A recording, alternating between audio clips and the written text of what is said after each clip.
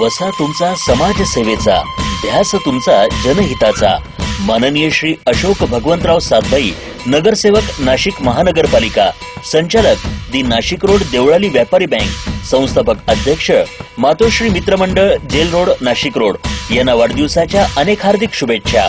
शुभेच्छुक श्री कांतीलाल गणपत माळोदे, संचालक हॉटेल रंगत, नांदूर नाका नाशिक, संचालक शाहू वजन काटा, नांदूर नाका नाशिक.